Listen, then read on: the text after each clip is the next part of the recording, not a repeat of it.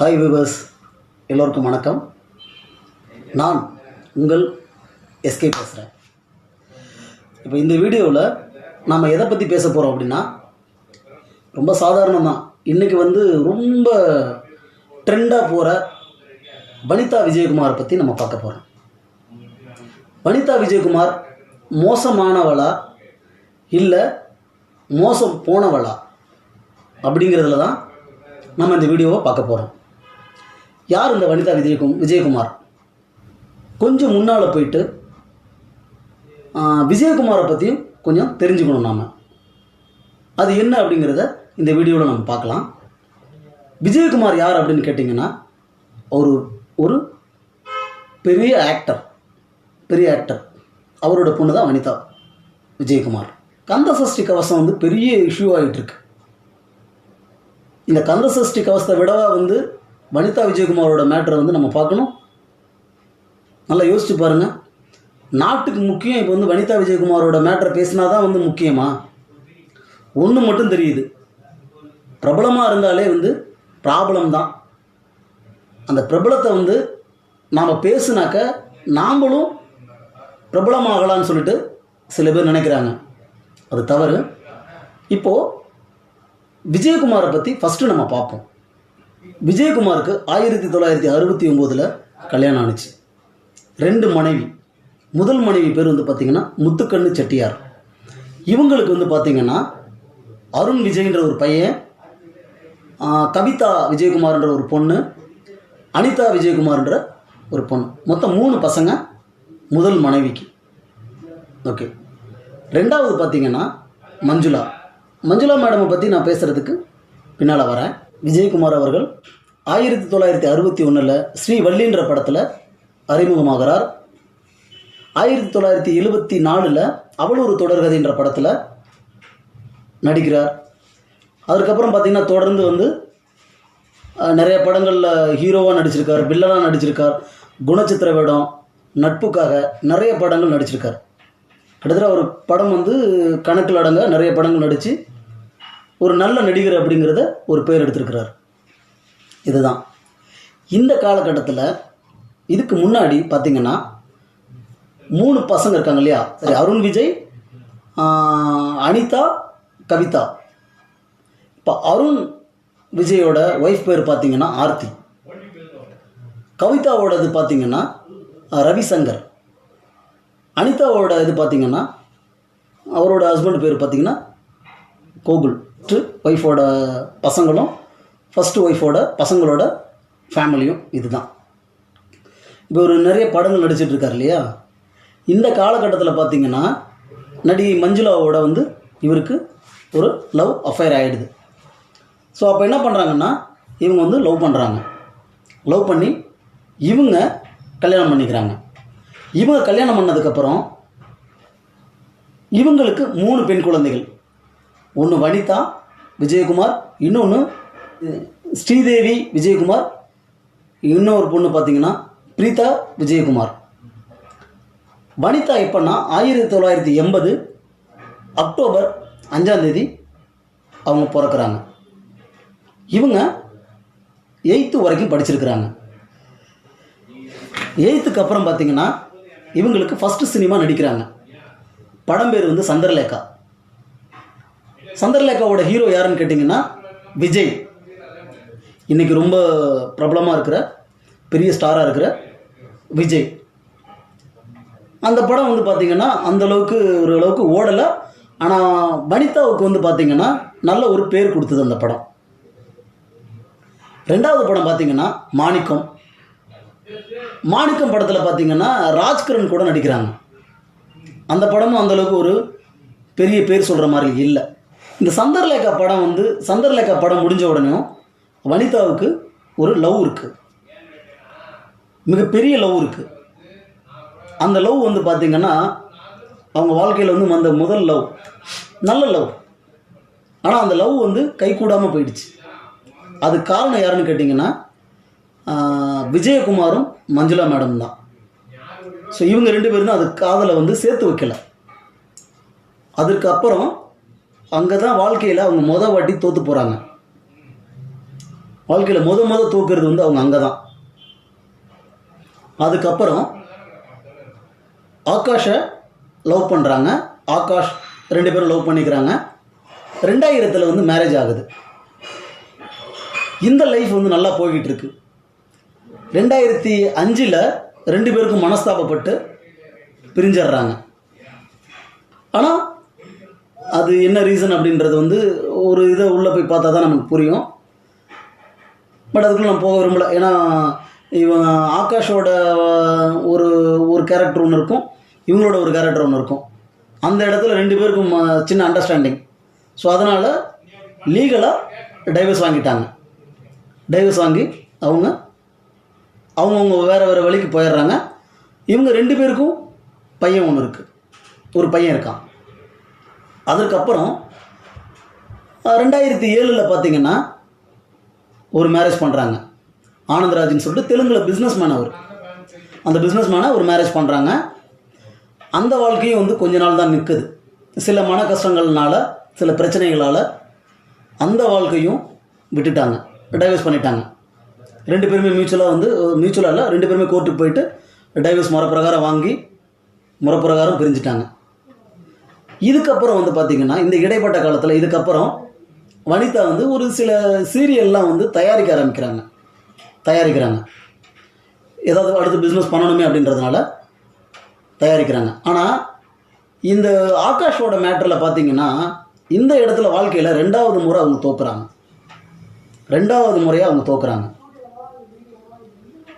ஆனந்தராஜை கல்யாணம் பண்ணதுக்கப்புறம் 3வது முறையாக தோக்குறாங்க. அதுக்கப்புறம் சீரியல்லாம் வந்து சில சீரியல்லாம் பண்ணிகிட்டு இருக்காங்க. இதுக்கு இடையில வந்து தெலுங்கு, மலையாளம், கன்னடம் இந்த படம்லாம் நடிச்சிருக்கிறாங்க. இதை நீங்கள் போய்ட்டு செக் பண்ணிங்கன்னா உங்களுக்கு தெரியும், நடிச்சிருக்கிறாங்க. இதுக்கப்புறம் படம் தயாரிக்கலாம் அப்படிங்கிற ஒரு மைண்டில் படம் தயாரிக்க போகிறாங்க.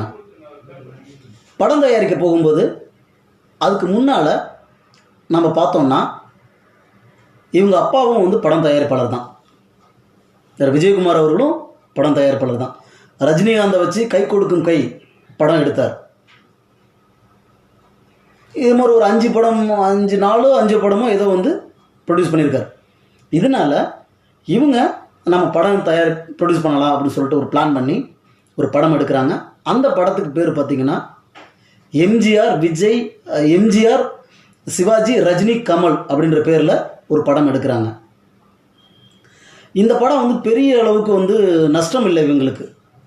ஆனால் இந்த படத்தோட டைரக்டர் யாருன்னு பார்த்தீங்கன்னா மாஸ்டர் ராபர்ட், டான்ஸ் மாஸ்டர் இருக்கார் இல்லையா, இந்த ராபர்ட் தான் வந்து இந்த படத்தோட டைரக்டர். இந்த இடத்துல வனிதாவுக்கும் ராபர்ட்டுக்கும் ஒரு 2 பேருக்குமே ஒரு பாசம் இருக்குது, லவ் இருக்குது. இதில் வனிதா வந்து ஏமாந்துட்டாங்க அப்படி தான் நான் சொல்ல முடியும். நாங்கள் பார்த்த வரைக்கும் வனிதா வந்து இந்த படம் டைரக்ஷனில் ராபர்ட்டுக்கூட இந்த ஒரு நட்பு ரீதியில் பணம் வந்து நிறைய இவங்ககிட்டேருந்து கறக்கப்பட்டிருக்கிறது உண்மை. நிறைய பணம் இழப்பு வந்து நிறைய போயிருக்கு. பணத்தை வாங்கிக்கிட்டு இங்கே வந்து பார்த்திங்கன்னா பணம் வந்து ஒரு பெரிய அமௌண்ட் வந்து இழப்பாயிருக்கு. ஏமாற்றப்பட்டாங்க அப்படி தான் சொல்ல முடியும். ஒரு பெரிய அமௌண்ட் வந்து ஏமாற்றப்பட்டாங்க நட்பு ரீதியாக. அதாவது மேபி நீங்கள் எடுத்துக்கலாம், இங்கிலீஷில் லவ் அப்படின்னு எடுத்துக்கலாம். அது எந்த கேரக்டர்லாம் எனக்கு தெரியலை. பட் ஆனால் இவங்க பணம் இழந்தது உண்மை. இதுலேயும் இவங்க வாழ்க்கையோட ரொம்ப ரொம்ப வந்து போராட ஆரம்பிச்சிட்டாங்க. நம்பி எல்லாரையும் நம்பி ஏமாந்து போகிறது ஒரு சகஜமாகிடுச்சு இவங்களுக்கு. என்னடா எல்லாரையுமே ஏமாத்திடுறாங்கன்னு. ஆனால் ஒன்று மட்டும் தெரியும், வனிதா வந்து ஒரு போல்டான கேரக்டர். இப்போ இன்ன வரைக்கும் நீங்கள் வனிதாவெல்லாம் திட்டுறீங்க இல்லையா, திட்டுங்க, தப்பு கிடையாது, திட்டிட்டு போங்க. யாரையாவது வனிதா வந்து வீணாக போயிட்டு வனிதாவை நீங்கள் சொல்கிற மாதிரி வனிதா யாரையாவது போய் திட்டிருக்காங்களா இது வரைக்கும்? இன்னொரு பிரச்சனையில் போய்ட்டு மூக்க நுழைச்சி யாரையாவது ஒரு நோஸ்கட் பண்ணியிருக்காங்களா? இல்லைல்ல. ஓகே, நான் சப்ஜெக்ட் வரேன். இதுக்கப்புறம் பிக் பாஸ் அப்படின்ற ஒரு நிகழ்ச்சி வந்து பெரிய லெவலில் வருது. அந்த பிக் பாஸில் வனிதா ஆக்ட் பண்ணுறாங்க. பிக் பாஸில் நல்லா கவனிச்சிங்கன்னா டிஆர்பி ரேட்டை வந்து ஏற்றுறதுக்கு வனிதாவை ரீஎன்ட்ரி கூட கொடுத்துருந்தாங்க. இதுதான் வனிதா. வனிதாவை வச்சு எல்லாரும் சம்பாதிக்கலான்றது தான் பிளான். டிஆர்பிக்காக திருப்பி வனிதாவை உள்ளே இறக்குனாங்க இல்லையா, அது மாதிரி இன்றைக்கி நிறைய பேர் பார்த்தீங்கன்னா வனிதாவை வந்து அது இது எல்லாம் ரொம்ப பேசிக்கிறானுங்க. வனிதாவை பேசுனா நம்ம வந்து முன்னேறிடலாம், பெருசாக பேர் எடுத்துடலாம்னு நினைக்கிறாங்க. ஸோ வனிதாவை அந்த மாதிரி டிஆர்பிக்காக ரிட்டன் எப்படி வந்து உள்ளே கொண்டு வந்து திருப்பி பிக் பாஸில் இறக்குனாங்களோ அதே கான்செப்ட் தான் இப்போ கூட இந்த யூடியூப் சேனல்லாம் வந்து பார்த்திங்கன்னா சில பேர் இருக்காங்க, அவங்க எல்லாம் பார்த்திங்கன்னா வனிதா வம்புக்கு இழுக்கிறது காரணம். இதுதான் உண்மை. இதுக்கப்புறம் பார்த்திங்கன்னா அடுத்த லைஃப்பில் என்ட்ரி ஆகுறாங்க, அதான் பீட்டர் பால். பீட்டர் பாலுக்கு வந்து பார்த்திங்கன்னா ஏற்கனவே திருமணமாகி எலிசபெத்னு ஒரு மனைவி இருக்காங்க, ஒரு பொண்ணு ஒரு பையன் இருக்கான். பீட்டர் பாலுக்கும் எலிசபெத்துக்கும் ஏதோ சம் பிரச்சனை இருக்குது. அது என்ன அப்படிங்கிறது அவங்க சட்ட ரீதியாக போயிட்டு அவங்க பார்த்துக்கலாம். வனிதா இது வரைக்கும் லீகலாக தான் இருக்கிறாங்க. முதல் கணவராக இருக்கட்டும் இல்லை இரண்டாவது கணவராக இருக்கட்டும் முறைப்பிரகாரம் டைவர்ஸ் பண்ணி முறைப்பிரகாரம் தான் அவங்க இருக்கிறாங்க. யாரையும் வந்து இது பண்ணலை. பீட்டர் பாலுக்கும் அவங்க மனைவிக்கும் பிரச்சனைனா அதை அவங்க பேசி தீர்த்துக்கலாம். இதில் வேற யாரும் நம்ம அடுத்த அந்த குடும்பத்துக்குள்ளே நம்ம யாரும் தலையிட நமக்கு யாருக்குமே ரைட்ஸ் கிடையாது, தலையிட தேவையில்லை. ஆனால் சில பேர் இதில் போய்ட்டு வேணுனே போய்ட்டு அடுத்த குடும்பத்துக்குள்ளே வந்து மூக்க நுழைக்கிறது தவறு. அது அவங்க பர்சனல், அவங்க என்ன வேணால் பண்ணிட்டு போகிறாங்க. நாம் ஏன் போய் அதில் நுழையணும்? என்ன கிஸ் அடிச்சிட்டான்னு உடனே சில பேர் சொல்கிறாங்க, இந்த மாதிரி பொதுமக்கள் பார்க்குறதுல வந்து கிஸ் அடித்த ஃபோட்டோ வந்துருச்சு 3வது கல்யாணம். நான் கேட்குறேன், யூடியூப்பில் வந்து கிஸ் அடிக்கிற ஃபோட்டோ மட்டும்தான் இருக்கா? அதை விட எவ்வளோ கேவலமானது இருக்குது. யூடியூப்பில் நீங்கள் ஓப்பன் பண்ணி பாருங்கள், ஏன் வேறு எதுவுமே இல்லையா? இந்த கிஸ் அடிக்கிற ஃபோட்டோவை பார்த்துட்டு மட்டும்தான் எல்லோரும் வந்து கெட்டு போயிடுறாங்களா? ஷார்ட் ஃபிலிம்ன்ற பேரில் எவ்வளோ ஆபாசமாக படம் எடுக்கிறானுங்க, எவ்வளோ ஆபாச சீன்லாம் நிறைய இருக்குது. இதெல்லாம் யூடியூப்பில் கிடையவே கிடையாதா? அதை பார்த்து யாரும் கெட்டு போகலையா? இல்லை இவ கிஸ் அடித்ததுனால இதை பார்த்து தான் எல்லாம் கெட்டு போகிறாங்களா? நான் வந்து ஒரு பத்திரிக்கைக்காரன், அதனால் நான் என்ன இருக்கோ அதுதான் நான் பேச போகிறேன். அவங்க பர்சனல் அவங்க பார்த்துட்டு போகிறாங்க. அதில் நீங்களோ நானோ தலையிடுறதுக்கு யாருக்கும் அதிகாரம் கிடையாது. வனிதா அவ்வளோ வாய் பேசுகிறா, அவ்வளோ வாய் பேசுகிறா, நம்ம பேசுகிறோம். ஆனால் வனிதா ஏன் கோவப்படுறதுக்கு என்ன ரீசன்? இப்போ வனிதா ஏன் இவ்வளோ கோவப்படணும்?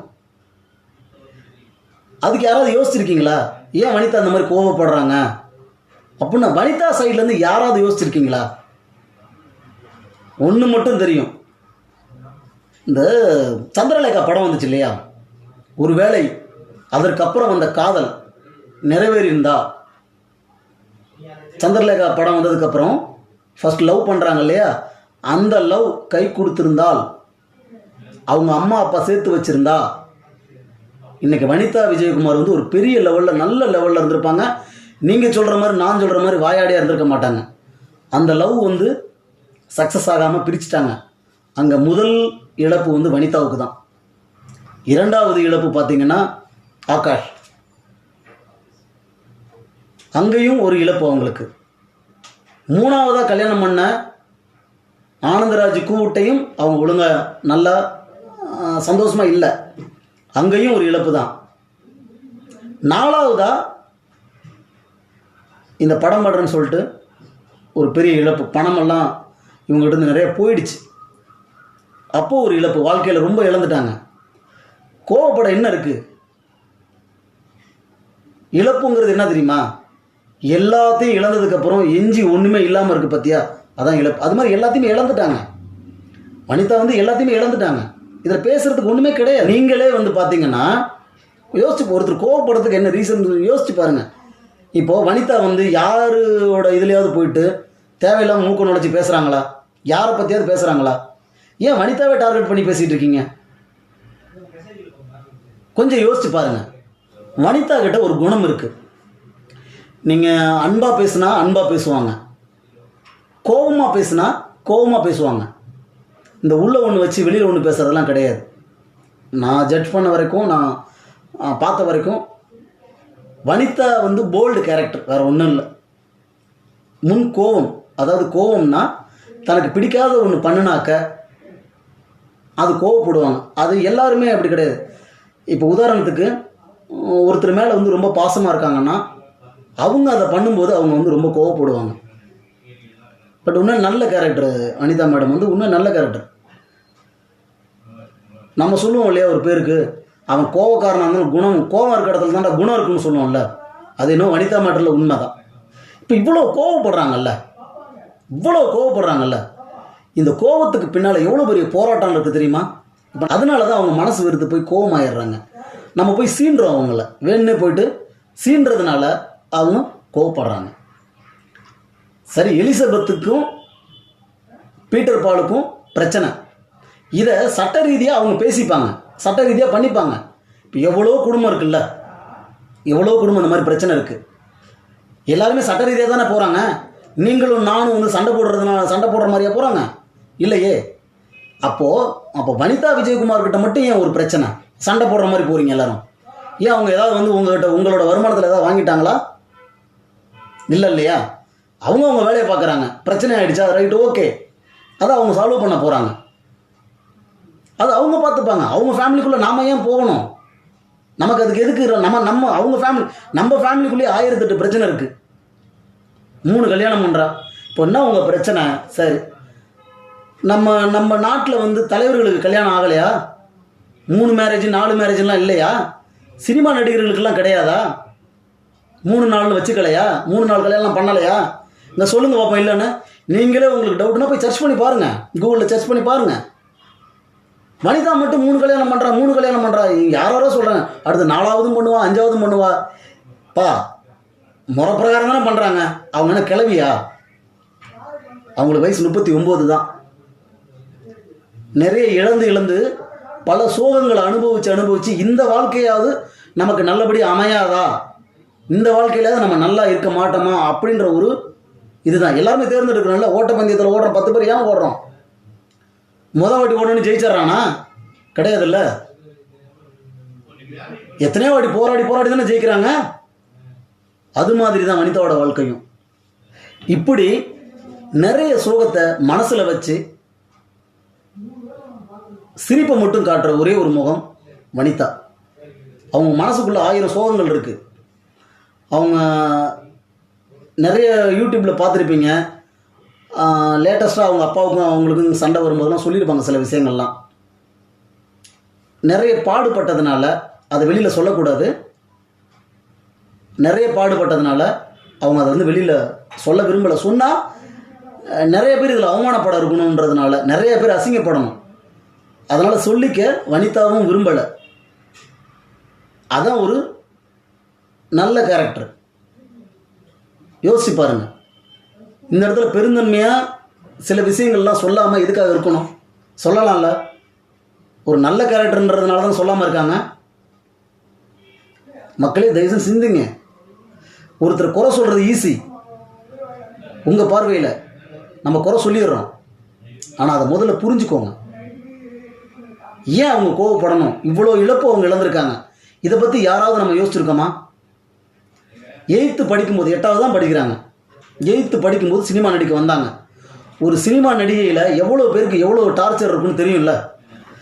வனிதா வந்து நிறைய ஏமாந்ததால தான் அவங்க கோவப்படுறாங்க. ஃபஸ்ட்டு லவ் கைகூடாமல் பெற்றோர்களை கைகூடாமல் போயிடுச்சா? 2வது கல்யாணமும் அவங்களுக்கு இந்த வாழ்க்கையாவது நல்லா இருக்குன்னு பார்த்தா அந்த கல்யாணமும் நிற்கலையா? 3வது கல்யாணம் நிற்கலை. இப்படி 4வது படம் எடுத்து நிறைய பணங்கள் இழப்பு ஏற்பட்டதுக்கப்புறம் வாழ்க்கையில் தோற்று அவங்க வந்திருக்கிறாங்க. கொஞ்சம் யோசிச்சு பாருங்கள். ஒரு பெண்மணியாக வாழ்க்கையில் எவ்வளோ அளவுக்கு முன்னேறி இருக்கிறாங்கன்னு பாருங்கள். அதை முதல்ல யோசிங்க. வனிதாவுக்கு ஒரே ஒரு இதுதான், காலம் மாறும், காட்சிகள் மாறும், உங்களுக்கான நேரம் வரும், அப்போ உங்களை எல்லாரும் புரிஞ்சுப்பாங்க. 50 வயசில் வந்து பார்த்தீங்கன்னா ஒபாமா ரிட்டையர்ட் ஆகிறாரு, அமெரிக்க ஜனாதிபதியாக இருந்து ரிட்டையர்ட் ஆகிறாரு.